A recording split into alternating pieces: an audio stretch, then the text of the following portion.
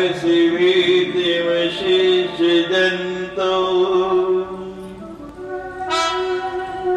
स्वस्थै समृता मतिमति शुभां ददांसि। दारिद्र्य दुख भयहारिणी का त्वदन्या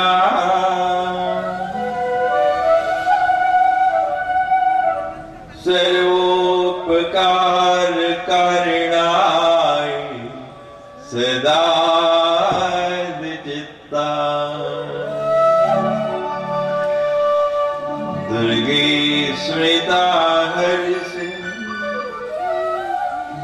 दुर्गा का स्मरण करने से भीषण से भीषण कष्ट जो है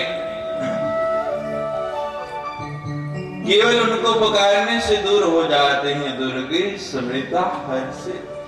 मां भगवती उनका हरण कर लेती है, चुरा के ले जाती है। और जब आप स्वस्थ हैं, बिल्कुल ठीक हैं, स्वस्थ है समृता, और बिल्कुल स्वस्थ रहते हुए मां का भजन करते हैं तो क्या होता है? मति मति विशुभाम ददांसि। आपकी मति जो है उसमें सुविचार आते हैं, शुभ विचार आते हैं, कुविचार आते ही नहीं। आपकी मति इतनी सुंदर बन जाती है जैसे किसान ने बड़ा सुंदर खेत बनाया है, बीज बोया है, लेकिन बीज के अंकुर के साथ साथ क्या होता है? घास फूस भी उगाता है, खरपतवार बहुत निकल आता है।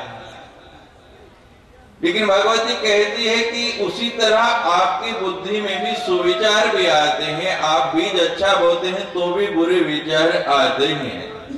लेकिन जब आप स्वस्थ रहते हुए भी मेरा स्मरण करते हैं, मुझे याद करते हैं, मेरा नाम लेते हैं, उस समय क्या होता है?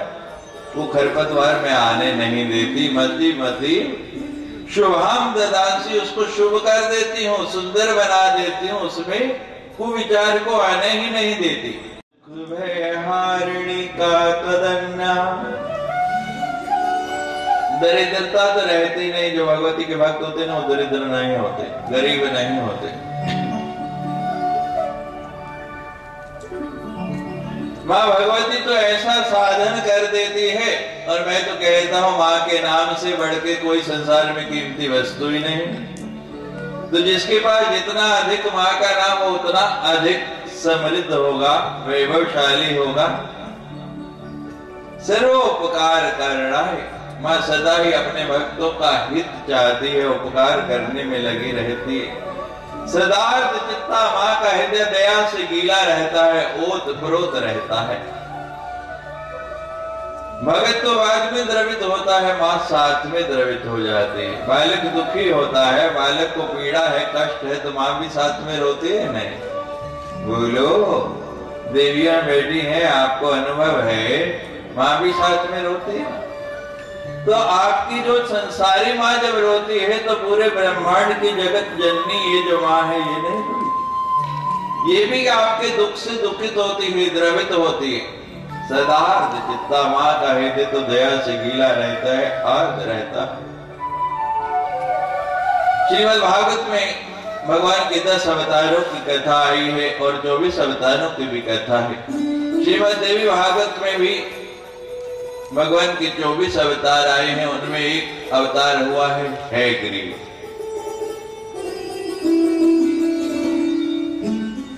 जैसे वराह अवतार में भगवान के शरीर का नीचे का जो धड़ है वो मनुष्य का है, लेकिन मुख जो है किसका है? शूकर का। मत्स्य अवतार में मुख मछली का है, शरीर मनुष्य का है। कूर्मा अवतार में भगवान की देह पूरी की पूरी कूर्म की है, और नरसिंह अवतार में मुख सिंह का है और शरीर मनुष्य का है। ऐसी भगवान का एक हयग्रीव अवतार हुआ है। है कहते हैं घोड़े को, अश्व को। उसमें मुख अश्व का है और शरीर जो है वो मनुष्य का। नाम का राक्षस हुआ बड़ा बलवान राक्षस, बहुत ताकतवर, वेदों को चुरा के ले आया, सब देवताओं को परास्त कर दिया, हवन यज्ञ बंद हो गए, देवताओं को हवि मिलनी बंद हो गई, सब जगह पे अपना ही चित्र लगवा दिए कि देवताओं की नहीं मेरी पूजा करो। और ऐसा शक्तिशाली राक्षस किसी से मिलता नहीं। सब देवता परेशान होकर ब्रह्मा जी की शरण में गए। ब्रह्मा जी कहने लगे मैंने ही उसको वरदान दिया है, वो है ग्रीव नाम का जो राक्षस है, उसने मेरी आराधना की, पूजा की, और वर जब मांगा तो एक इच्छा थी कि मेरी मृत्यु नहीं हो। मैंने कहा ये हो नहीं सकता, सृष्टि का नियम नहीं। तो उसे वरदान है उसका वध जो है, उसकी मृत्यु उसके जैसे से होगी। उसने विवाह किया नहीं, उसके जैसा दूसरा है नहीं, और मैं भी रचना नहीं कर सकता, तो मरेगा कैसे। कहने लगे चलो कैलाश चलते हैं, भगवान शंकर ही इसका कोई साधन बताएंगे, उपाय बताएंगे। अब वो सारे के सारे इकट्ठे होके चल पड़े भगवान शंकर के पास। कैलाश में जाके शंकर जी को उठाया, कल जैसे आपने श्राद्ध देव के साथ जाके उठाया, भगवान शंकर समाधि से उठे। क्या बात है बताया महाराज, ये समस्या है। शंकर जी कहते हैं भाई मैं भी उससे कई बार लड़ चुका, लेकिन वो मरता ही नहीं, क्या करे। कहते चलो वैकुंठ चलते हैं, भगवान विष्णु ही कोई साधन बताएंगे। तो ब्रह्मा जी सब देवताओं को साथ लिए हुए शंकर जी के साथ भगवान विष्णु के धाम वैकुंठ पहुंच गए कि जाके भगवान को प्रार्थना करते हैं, भगवान ही इसका कोई साधन करेंगे, इस विपत्ति का निवारण करेंगे। अब सब लोग पहुंच गए वैकुंठ, और जब भगवान के धाम पहुंचे तो क्या देखते हैं, भगवान सोए हैं। और सोए भी के भगवान ने अपना धनुष ऐसे जमीन पर टिकाया हुआ है, उस धनुष के ऊपर ही अपना सिर रख के, सिर टेक के सो गए, धनुष का ही सिराना बना लिया। या देवी सर्वभूतेषु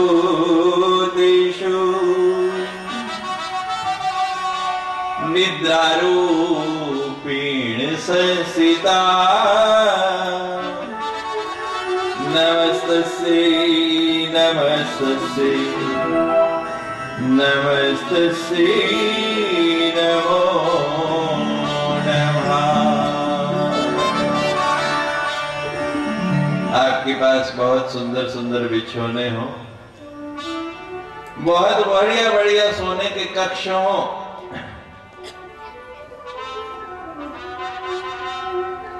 एसी लगे हैं, बड़े सुवासित कमरे हैं, सुगंध बह रही है, नौकर चाकर सेवा में लगे हैं। नींद आ जाएगी ये जरूरी नहीं। जब तक भगवती की कृपा नहीं हो तब तक नींद आ नहीं सकती।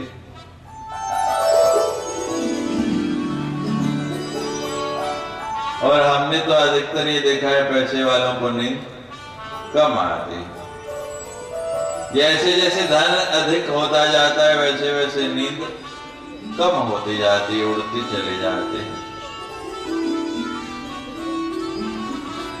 नींद आने के लिए धन की आवश्यकता नहीं, मन की शांति की आवश्यकता है। और जब तक मन शांत नहीं होगा तब तक नींद आएगी नहीं। राजा जनक से पास एक सन्यासी आए। जनक को विदेह राज कहते हैं।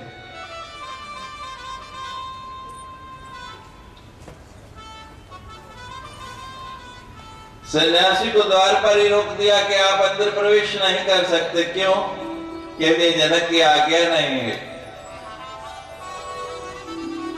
सन्यासी ने परिचय दिया कि मुझे अमुक संत ने भेजा है जनक के पास सीखने के लिए, आप जाके ये प्रपत्र दिखाओ। प्रपत्र दिखाया। अंदर से आके चौकीदार ने कहा सम्मान पूर्वक आप चल सकते हैं, जनक जी ने आपको बुलाया है उनकी सभा में। वहां पहुंचे तो क्या देखते हैं, राजा जनक का दरबार लगा है, बड़ा सुंदर संगीत बज रहा है, ऐसे ही वेश्याएं नृत्य कर रही हैं। उस सन्यासी कहता मैं कहाँ आ गया, ये जगह मेरे आने की है, मेरे गुरुजी ने ऐसी जगह भेजा, मेरे साथ लगता है मजाक किया।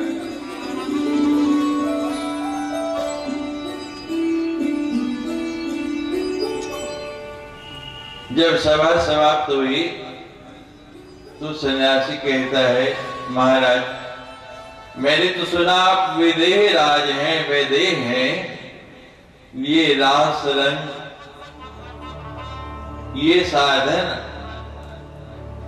और आपके पास मेरे गुरुजी ने सीखने के लिए भेजा, आप विदेह कैसे हैं? कहते मैं भी थका हूं और तुम भी सफर से आए हो, थके हो,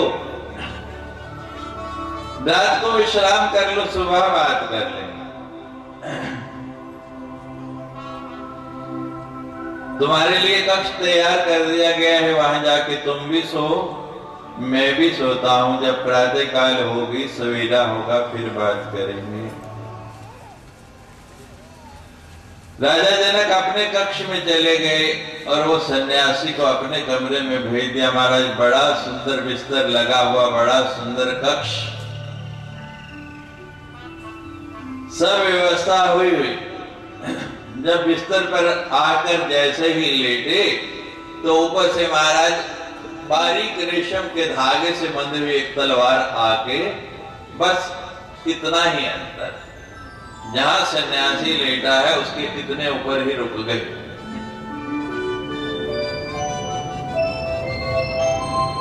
अब इधर हिले उधर है कि जरा सा इसको छू गया तो कहीं आई तो आर पार, और ऊपर देखते हैं तो बिल्कुल बारीक तंतु जैसा धागा के अब टूटे और अब टूटे, कब टूट जाए, ये धागा जो है इसका भार सह भी पाएगा या नहीं, बड़ी दुविधा। सारी रात गुजर गई उस तलवार को देखते हुए।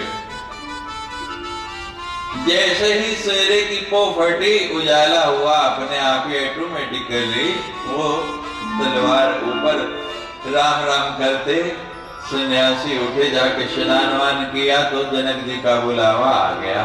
कहते रात नींद ठीक से आई? कहता है नींद आई, आपने इतना सुंदर मेरा कक्ष बनाया और ऊपर वो लटकाई हुई तलवार, तो नींद आएगी जिसके सिर के ऊपर, धड़ के ऊपर ऐसी तीक्ष्ण तलवार लटकी हो। कहते बस यही मेरी साथ हुई है, ये जो आप देखते हो ना ये दिखाने का है। पंजाबी में कहते हैं हाथ कारवल ते दिल यारवल। संसार में रहना है, संसार का व्यवहार करते रहो, कोई मना नहीं करता, लेकिन मन जो है उससे लगाए रखो, जोड़े रखो, तो आपका बाल बांका नहीं होगा। जहां ध्यान हटा वहीं दुर्घटना हुई। गाड़ी चला रहे हैं, ध्यान सामने है, कुछ भी कर रहे हैं तो ठीक है, और ध्यान इधर उधर किया तो परिणाम क्या होगा? ध्यान वहीं रखो, मन वहीं लगाए रखो, संसार के कार्य करो। कौन मना करता है? भगवान ने संसार में भेजा है तो इसीलिए भेजा है, उसकी कोई मना ही नहीं, लेकिन उसको छोड़ो नहीं।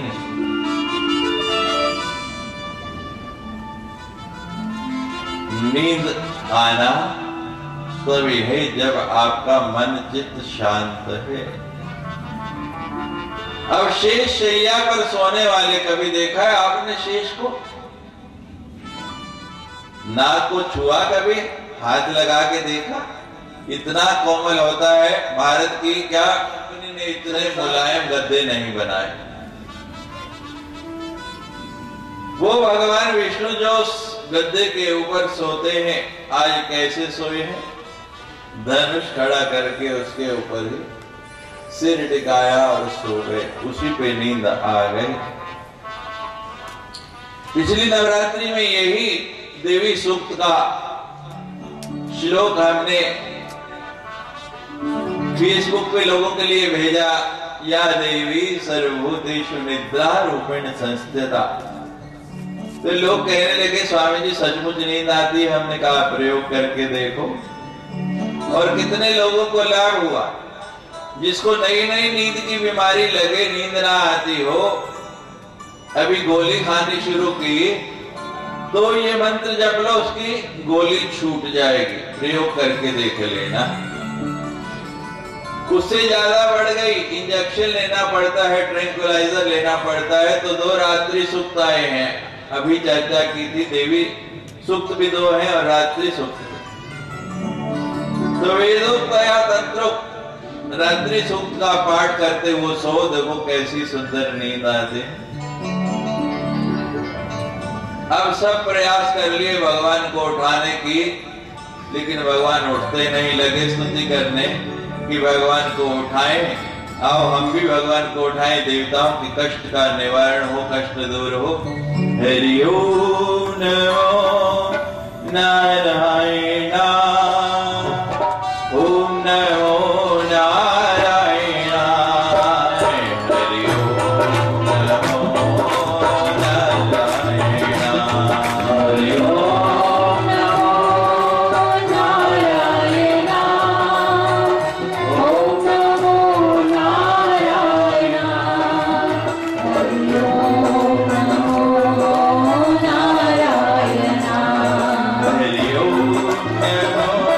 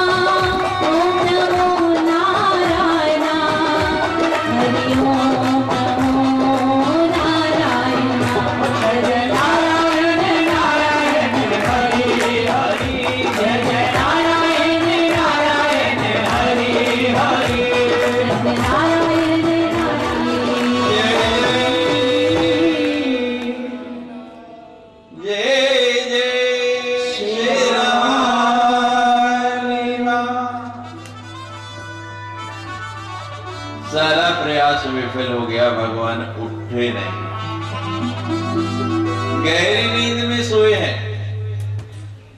गहरी नींद होना तो कोई आवाजें लगाता रहे, कितना भी बुलाता रहे, नींद खुलती नहीं। देवता कहते हैं अब क्या करें, अब क्या साधन करें, और जब तक भगवान उठेंगे नहीं तब तक हमारा काम होगा नहीं। क्या उपचार किया जाए, क्या साधन किया जाए?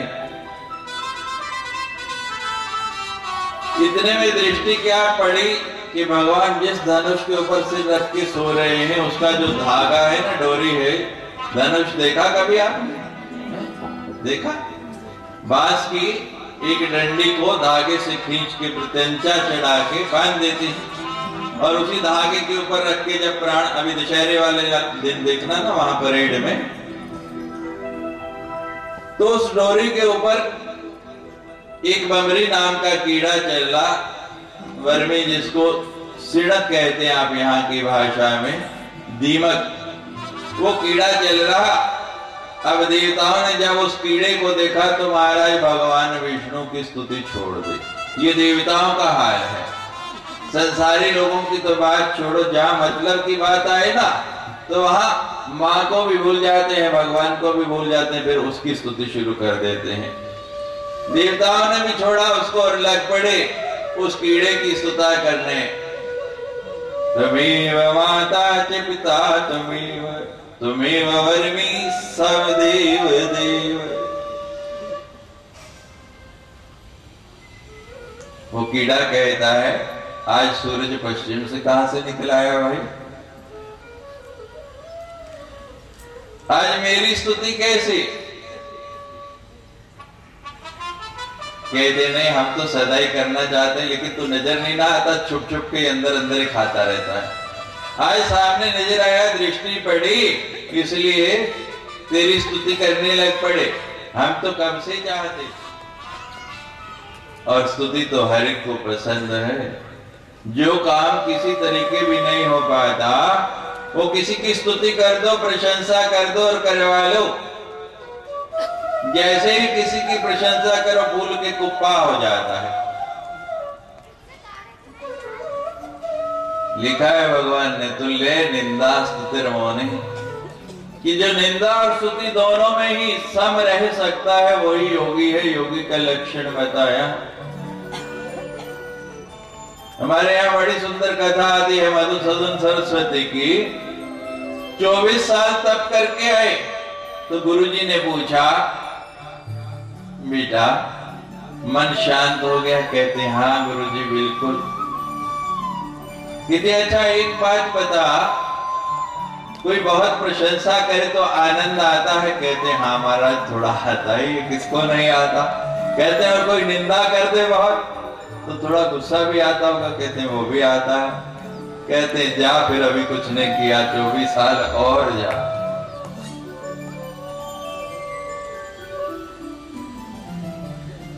बड़ा कठिन है, बहुत मुश्किल है।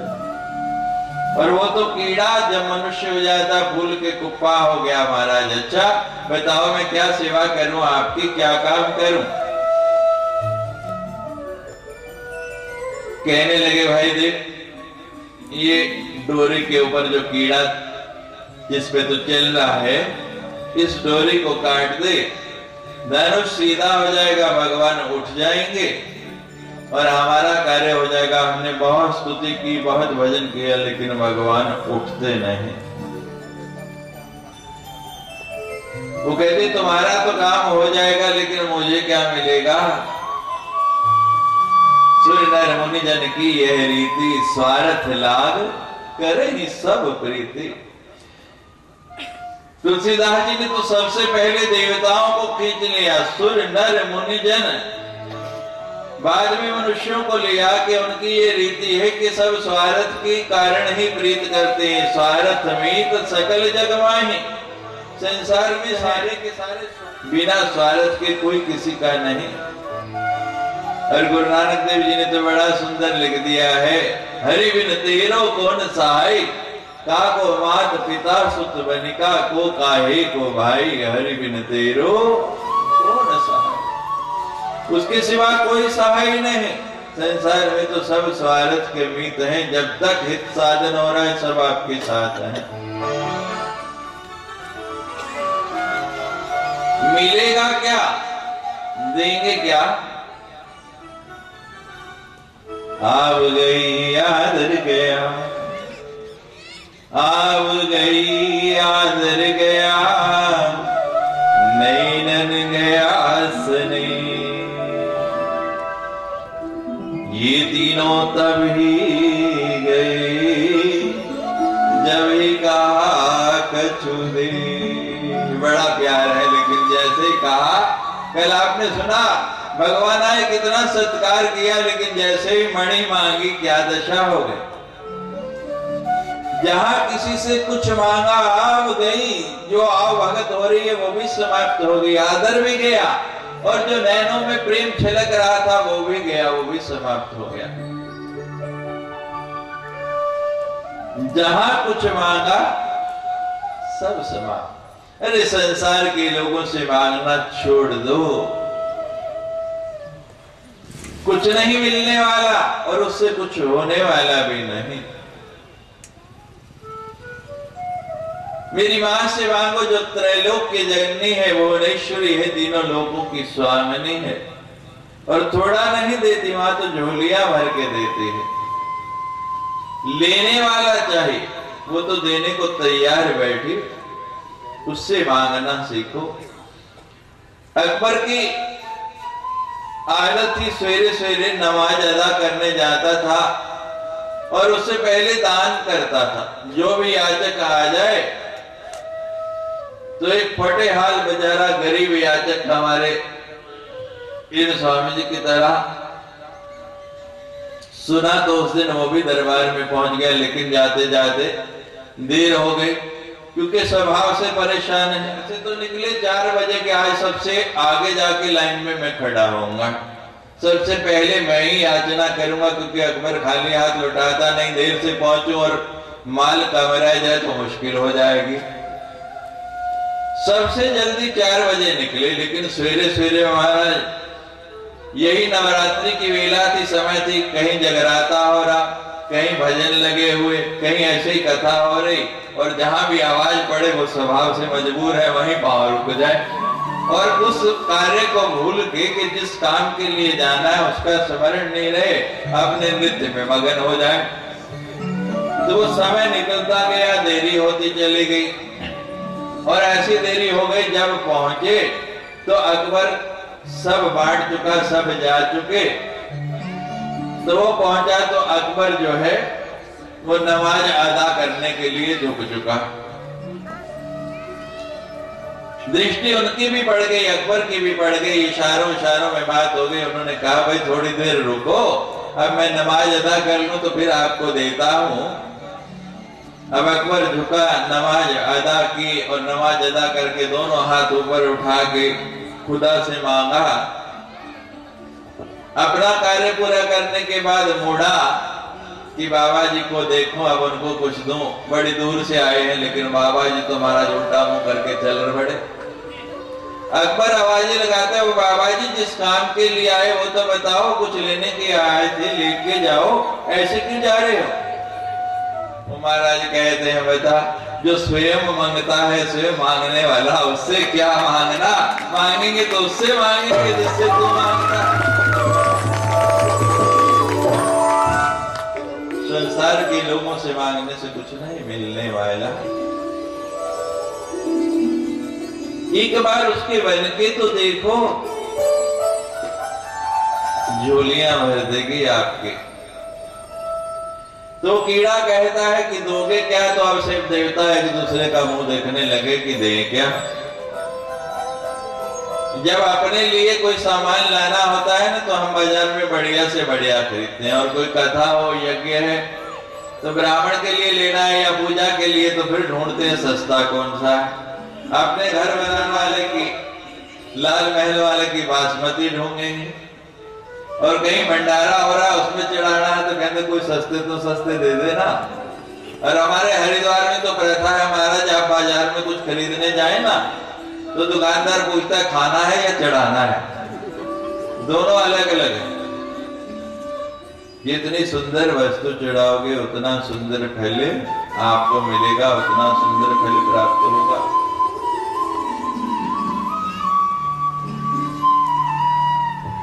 अब सब कहते हैं भाई देने लायक कुछ नहीं, तो आपस में विचार किया, जब हवन करते हैं कुंड के अंदर आहुतियां डालते हैं तो सारी सामग्री अंदर नहीं जाती। कितना भी दक्ष हवन करने वाला हो, रोज का भी हो, उससे भी कुछ ना कुछ सामग्री बाहर गिर जाती है। कहते वो हमारे काम तो आती नहीं। बहुत सी जगह मैं देखता हूं लोग उस सामग्री को इकट्ठा करके फिर हवन कुंड में डाल देते हैं। ये नहीं करना है, क्योंकि वो देवताओं का भाग नहीं है, वो उच्चिष्ट हो गया। तो देवता कहते हैं ये हमारे काम तो नहीं आएगा। उस कीड़े से कहने लगे, वर्मी से, कि जो सामान बाहर गिरेगा वो तेरा हिस्सा वो तुझे मिल जाएगा। सौदा तय हो गया महाराज, कॉन्ट्रैक्ट साइन हो गया और वर्मी ने अपना काम शुरू कर दिया। धीरे धीरे धीरे धीरे उस धागे को काटना शुरू कर दिया। इतनी बढ़िया बढ़िया, इतनी महंगी आप लकड़ी लगाते हैं, ऊपर से दिखती है बड़ी सुंदर, अंदर से पूरी की पूरी वो खा जाता है।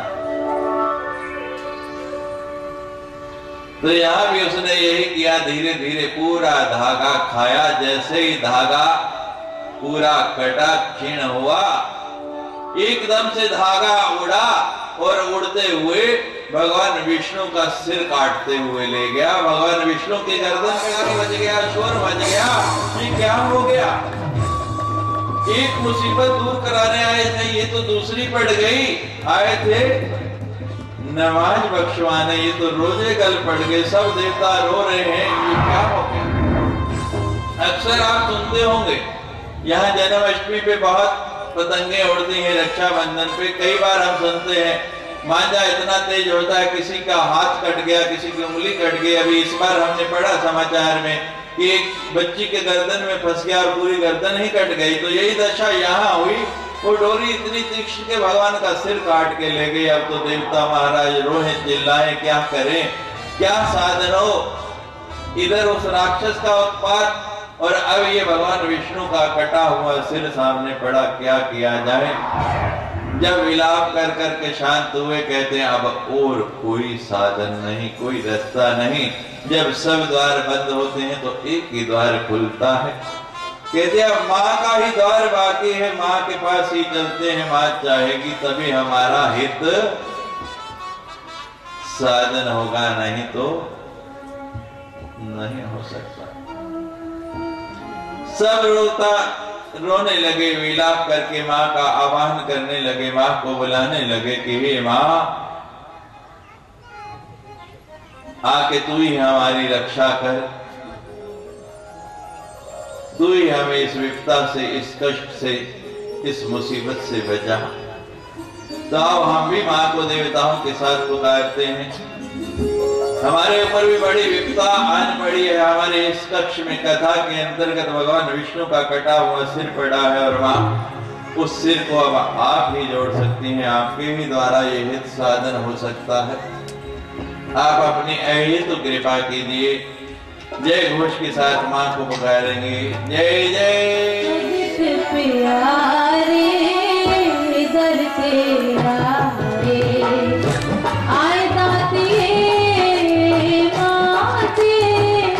भगत प्यारे दर तेरा आए ते दर्शन, आए ते दर्शन, आए ते दर्शन, फायदा दिए माँ तेरे भगत प्यारे दर तेरा आए दाती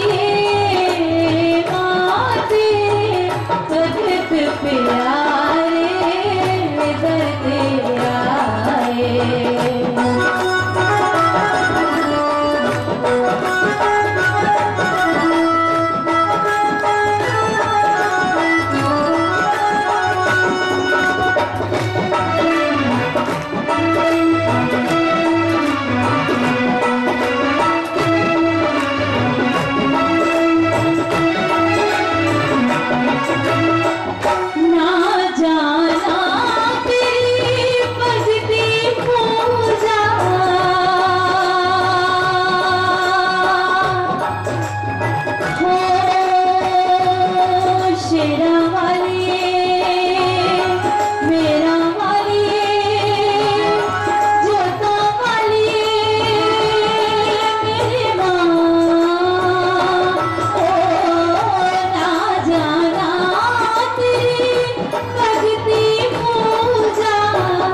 तेरे बिन कोई और ना दूजा, ना जाना तेरी भक्ति पूजा। तेरे बिन कोई और ना दूजा, चरना च शीश, चरना च शीश, चरना च शीश झुकाए दातिए माते। भगत प्यारे दर ते आए, आए दातिए माते। भगत प्यारे दर ते आए।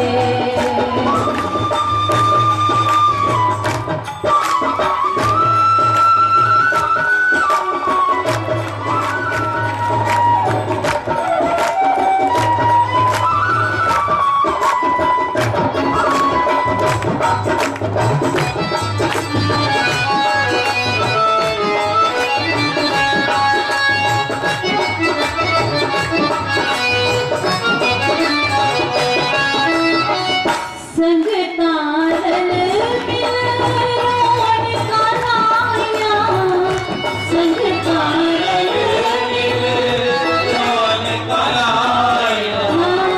संग तारन मिल रोन का लाया, एक दूजे नो देन वधाया। संग तारन मिल रोन का लाया, एक दूजे नो देन वधाया। रज रज खुशियाँ, रज रज खुशियाँ, रज रज खुशियाँ मनाए दातिए माते। भगत प्यारे दर के आए, आए दातिए माते। भगत प्यारे दर ते आए।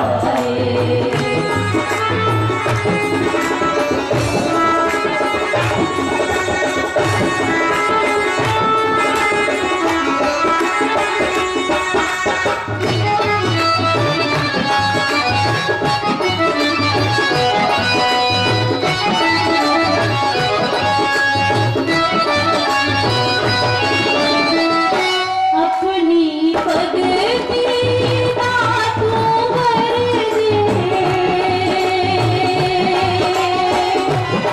शेरा वाली, शेरा वाली, शेरा वाली। मेरी माँ हो अपनी भगति दातू भर दे, जीन मरण का कर तू हर दे। अब तो पार, अब तो पार, अब तो पार लगाए दातिए माते। भगत प्यारे दर ते आए, आए दातिए माते। भगत प्यारे दर ते आए, आए ते दर्शन, आए आए ते दर्शन, आए दातिए माते। भगत प्यारे दर ते आए, आए दातिए माते।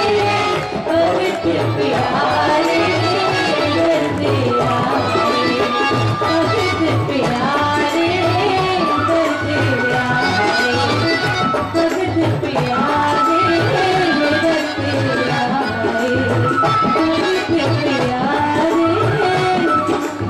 दर ते आए।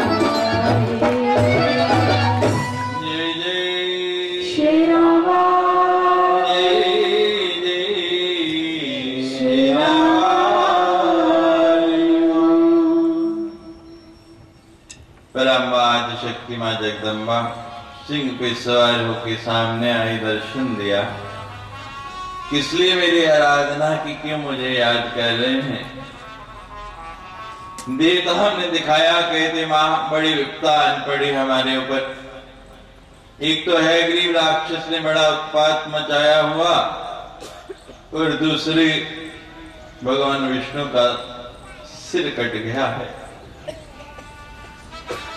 माँ कहती है ये सब मेरी इच्छा से ही हुआ। माँ आप ऐसा चाहती थी भगवान का सिर कट जाए? पराम्बा कहती है संसार का कोई ऐसा कार्य नहीं जो मेरी इच्छा के बिना हो सके। इस बात को हर व्यक्ति स्वीकार करता है, हर व्यक्ति इस बात को मानता है कि जो भगवान चाहता है वही होता है।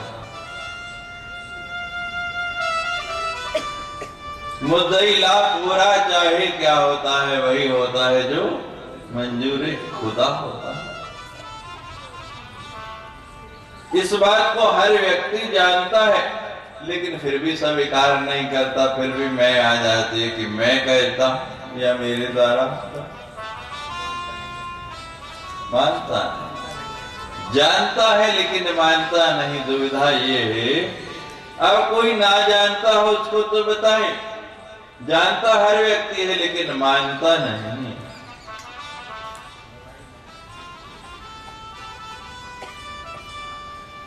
जानना ही नहीं, मानना भी सीखो। देवता भी कह रहे माँ आप ऐसा चाहती थी, अब जिसके पास आपने अर्जी लेके जाओ और वो चाहता था तो आपकी क्या दशा होगी? बोलो, कुछ बात करने लायक रह जाएंगे उससे? बड़ी हिम्मत करके देवता बोले माँ आप ऐसा क्यों चाहती थी भगवान का सिर कट जाए? कि ब्रह्मा जी जरा अपनी बुद्धि पे जोर दो। आपने ही वरदान दिया है उस राक्षस को कि है गरीब वो है गरीब जैसा मारेगा। वैसी आपने रचना नहीं की, दूसरा है नहीं आएगा कहां से? जाओ घोड़े का सिर काट के लाओ और भगवान के कटे हुए धड़ से जोड़ दो, उसी के द्वारा उस दैत्य का वध होगा। अब तो महाराज एकदम सब सचेत हो गए, फटाफट दौड़ते हुए गए, घोड़े का सिर काट के लाए। और देवताओं के कुशल वैद्य हैं अश्विनी कुमार। जैसे गणेश जी के अवतार के समय गज का सिर ला के जोड़ दिया अश्विनी कुमारों ने, वैसे ही अब घोड़े का अश्व का सिर ला के भगवान विष्णु के शरीर के साथ जोड़ के और ऐसी सर्जरी करते हैं कि एक टांग का भी नजर नहीं आता, पता नहीं लगता कि कहीं से जोड़ा भी है या नहीं। इतने कुशल वैद्य हैं वो। तो जैसे ही सिर जुड़ा महाराज शक्ति का संचार हुआ जोर से, वो है गरीब घोड़े की तरह ही निनाने लगे भगवान का है गरीब अवतार हो गया, अश्व अवतार हो गया। और भगवान ने देर नहीं लगाई, देवताओं को कहना नहीं पड़ा। है गरीब भगवान और है गरीब राक्षस के बीच बड़ा भयंकर युद्ध होने लगा। बहुत ताकत दिखाई उस राक्षस ने, लेकिन भगवान के सामने कुछ चलती, आगे भगवान और पीछे शक्ति, पावर आ रही पूरी। और वही हुआ जो सदा होता है गरीब भगवान ने है गरीब राक्षस का वध कर दिया। देवताओं ने पुष्प बरसाए, जय जय कर दिया।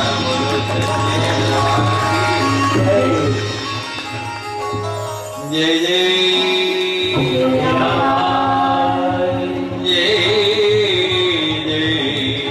श्री राम।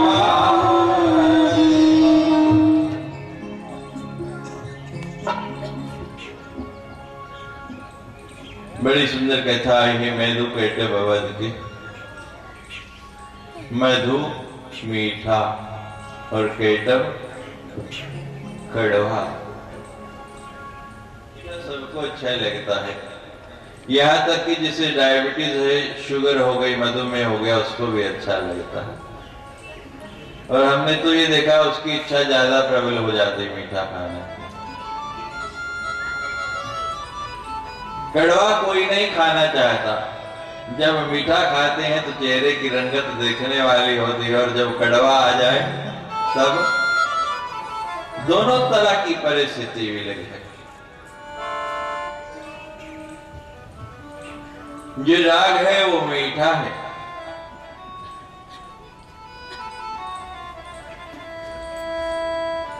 और द्वेष जो है वो कड़वा है।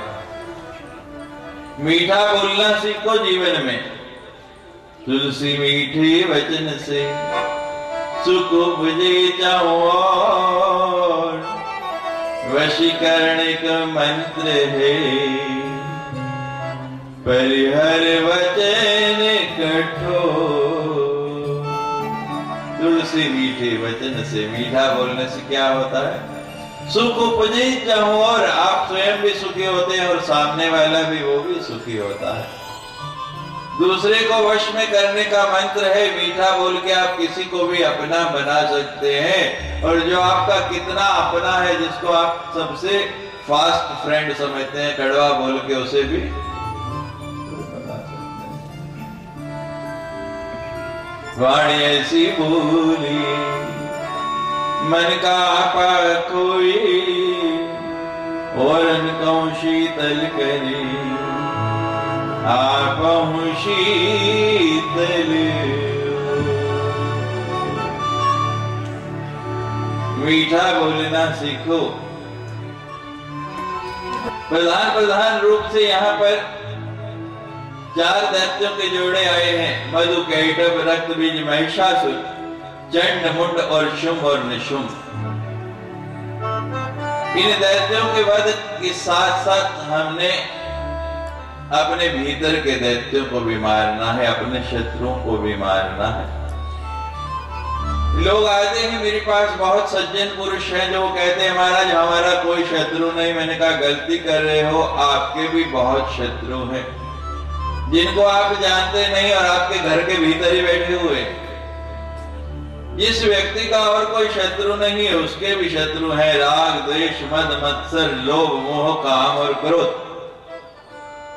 ये 8 शत्रु हर व्यक्ति के भीतर बैठे हैं। एक राक्षसों के जोड़े के साथ अपने भीतर के इन एक जोड़े को भी, इन दोनों को भी मारने का प्रयास हो जाएगा। मधु, कैटभ के साथ राग द्वेष को मार दीजिए। रक्त बीज और महिषासुर के साथ मद और मत्सर को मार दीजिए। चंड मुंड के साथ लोभ और मोह को मार दीजिए। शुंभ और निशुंभ के साथ काम और क्रोध को मार दीजिए। आपका जीवन आनंदमय हो जाएगा।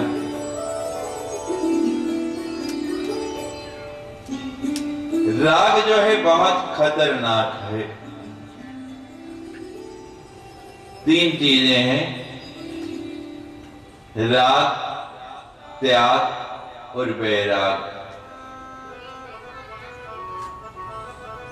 राग के लिए कुछ करना नहीं पड़ता। जिस भी वस्तु से मोह हो गया, अपने आप राग होने लग पड़ेगा। अब व्यक्ति क्या करता है, फिर कहता है कि मैं त्याग कर सकता हूं। त्याग के साथ अहम भी आता है, और जो छोड़ा गया, जिसका त्याग किया, वो कभी भी फिर पकड़ा जा सकता है। उसको आप दोबारा भी पकड़ सकते हैं। लेकिन जब वैराग हो गया, त्याग किया जाता है, वैराग हो जाता है, उसको किया नहीं जाता। जो किया गया उसमें खतरा है, फिर वापस लौट सकते हैं। लेकिन जो हो गया, घटना घट गई, अपने आप हो गया, तो प्रयास ये करो, किया नहीं, हो गया। अभी सोमावती थी, आधा जम्मू हरिद्वार गया हुआ था स्नान के लिए।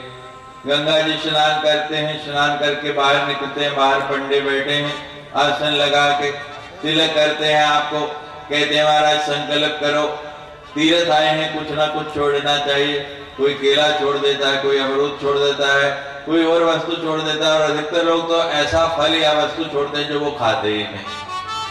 कुछ बनने वाला नहीं इससे, मत छोड़ो ये। अब जब अगली बार हरिद्वार जाओ स्नान करने के लिए, तो ये जो मैंने 8 बताए ना, इनमें से एक एक छोड़ने का प्रयास करना। मैं माला डालूंगा मंच पे बुला के उस व्यक्ति को जो मुझे आके ये कहेगा कि स्वामी जी मैं वहां काम छोड़ाया, क्रोध छोड़ाया, लोभ छोड़ाया, मोह छोड़ाया, मत छोड़ाया, मत्सर छोड़ाया, इनको छोड़ने का प्रयास करो। उन वस्तुओं को छोड़ने से कुछ नहीं बनने वाला। किसी नाल राग नहीं, किसी नाल द्वेष नहीं, जिंदगी आनंद मेरी। लोग पूछते हैं मुझे, स्वामी जी आप हर समय हंसते कैसे रहते हो? आसान सा मंत्र है, किसी नाल राग नहीं, किसी नाल द्वेष नहीं, ना किसी से प्रीति है, ना किसी से विरोध है। जीवन को आनंद में बनाना चाहते हो तो इस सूत्र को पकड़ लो कि ना किसी से द्वेष और ना किसी से राग।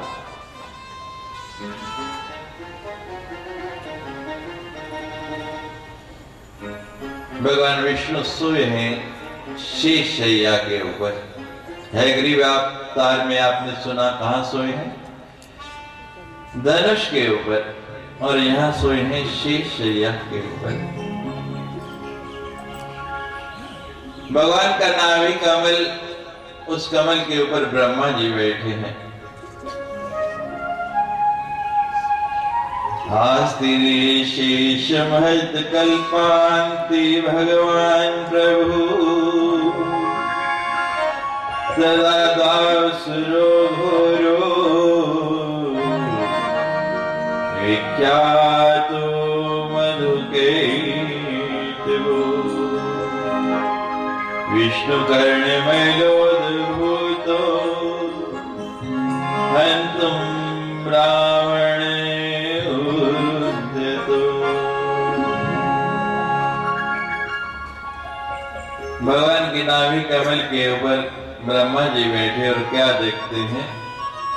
भगवान ने अपने कानों के अंदर उंगली डाली, कान के अंदर उंगली डाल के इधर से जो मल निकाल के फेंका, वो देखते ही देखते बहुत बड़ा राक्षस बनने लगा। इधर से जो मल निकाला उसकी भी यही स्थिति हुई। एक मधु बन गया और एक कैटव बन गया। 2 राक्षस बहुत बड़े बड़े बन गए। उनकी उत्पत्ति हो गई कहां से? विष्णु कर्ण मलोद्भूतो। भगवान के कान के मल से आपके कान में मिलाता है, आपकी नासिका में मिलाता है, आपकी जीवा दंत दोनों गंदे होते हैं। क्यों होते हैं? जो हम बुरा सुनते हैं, जो निंदा चुगली सुनते हैं, वो कहाँ का मल बन जाता है? कानों का।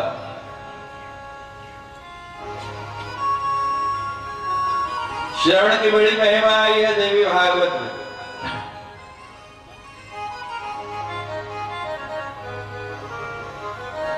जो बुरा देखते हैं वो नेत्रों का मल बन जाता है। जो झूठ बोलते हैं, जो निंदा चुगली करते हैं, मुख का मल बन जाता है। सुंदर देखना शुरू कर दो, आपके नेत्रों में गंदगी नहीं आएगी कभी। फिर मैं दावे से कहता हूं, मात्र सत्य बोलो, कभी झूठ नहीं बोलो, किसी की निंदा चुगली नहीं करो। ये सारी टूथपेस्ट कंपनियां फेल हो जाएंगी, कोई पुरुष करने की जरूरत नहीं रह जाएगी।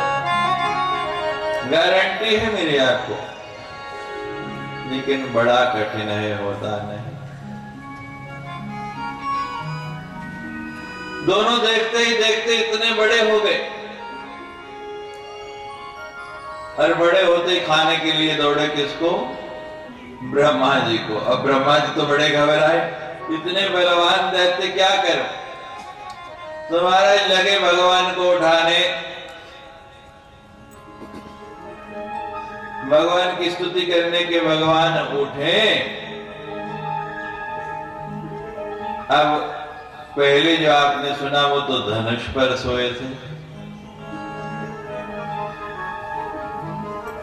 अगर धनुष से नहीं उठे अब तो शेष शैया पर सोए।